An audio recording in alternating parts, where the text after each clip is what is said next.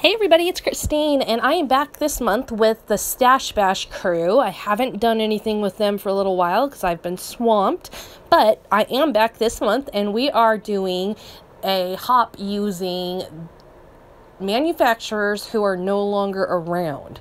So, think of companies like Basic Gray, or Lily Bee, or October Afternoon, or the list can go on and on. But we are pulling out stuff from some of those companies that we have in our stash.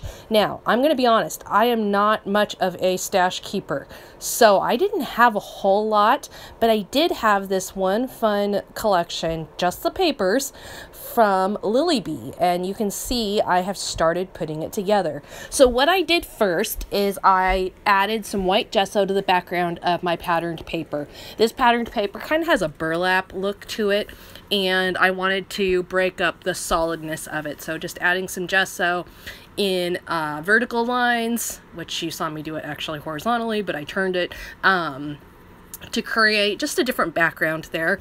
And then I'm adding some of the patterned papers underneath where I'm going to put my pictures. This is going to be a multi-photo layout, and I'm using 3 different pictures, all from the same day. One of the things I really like to focus on when I make a layout with multi-photos is, if at all possible, I like the lighting to be similar. This is something that I've noticed just in the last couple of years, where like I look back at old multi-photo layouts and I realize, oh, one really dark picture, one really light picture, and it kind of detracts from the prettiness of the whole picture. Doesn't detract from telling the story at all, but just from the overall look. And for me, the overall look is important because I'm doing stuff for different manufacturers. So I try and keep an eye on that and make sure that I've got very similar lighting. So like you can see in this one, they all have a very similar background, similar lighting.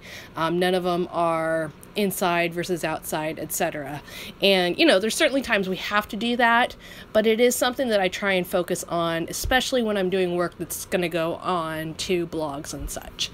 Now, what in the world am I doing here? Well, there are so many pretty patterned papers in this collection, and corals and a deep turquoise and navy, that I really wanted to use a lot of them, but I didn't want to go crazy having too many patterns in the background. So what I did is I got out my metal dies, several older ones, I'm not sure if they're even made anymore either, that are flower shapes, 2 smaller flower shapes, and then a set that was like hydrangeas and is really small. And I just sent those through my Cuttlebug 4 times and cut out all the different shapes for each color. And so what I'm doing is kind of color blocking with the flowers, and I am just creating a border down the side there. You can see I've got the coral up top, and then the turquoise, and then the navy, and then I've got a softer peach color down below. I kind of lined them all up to see which order I liked them best in, and this was the order that really seemed to work for me. It was interesting, you know, it's all the same colors, and yet when you put them in a different order, it's less eye-pleasing. It's kind of funny how that works. Nothing changes except for the order, but that's okay. I found one that I liked and was happy with. So now I am using my Home and Hobby glue pen, and I'm using the smaller tip on it and just adding the flowers on that way. The reason I did that is because I wanted to be able to move them for a little bit. And so you saw me a little while ago shift things around and I could move them. I knew if I used adhesive dots, it would stick faster than I wanted to and be a little more of a pain. I also knew this was going to be faster, and I was putting a lot of flowers on. So I specifically went for the liquid, and this one worked great. It takes a few minutes, I would say, to dry, but like by the time I was done with putting them all on, the left-hand side had already dried well. Now you can also see that I'm using a T-square to line my colors up. My laser square currently is out of batteries, and I need to get to the store and get more, and so in the meantime I'm using a good old-fashioned tool from the garage to make things work and make sure the lines are pretty close to the same across the page.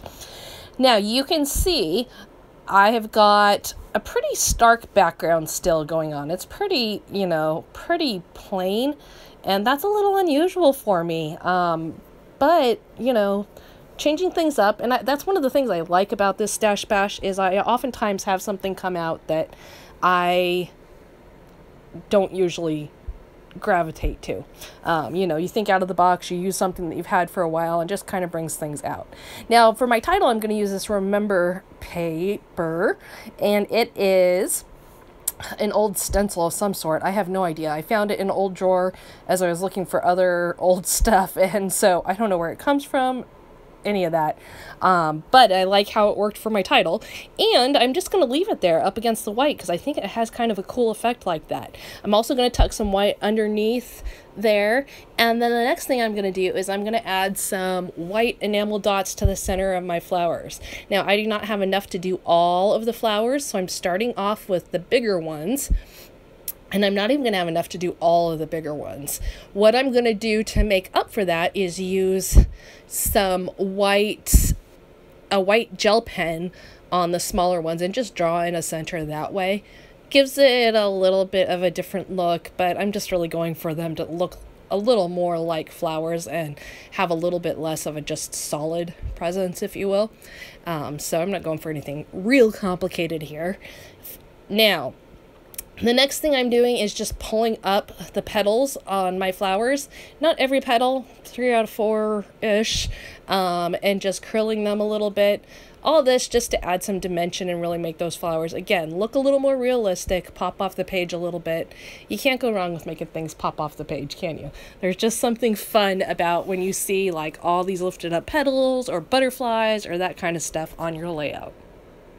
Now, as a reminder, this is a video hop, so you'll want to be sure to head to the next video on the list after you get all done here, and then continue on down the list and get some inspiration on ways to use up your own stash. Maybe even some of this is stuff that you all still have sitting in your stash and have been wanting to use up, and the inspiration will be just the right timing for you. I am going to finish things off today, and I missed recording a little bit of this, you know, video troubles as always. It seems like there's always something like that, doesn't it? I am going to just add on a few more things and talk you through some things, and you can see in the final picture what I finished off with. But I am going to add some more of the coral flowers along the top there above the title, as well as some of the peach ones down below, just to bring a little more color to the whole thing and really unify the whole thing. I'm also going to add some hand stitching and a few more little stickers here and there, and that is it. Have fun at the next stop on the hop. We'll see you again soon.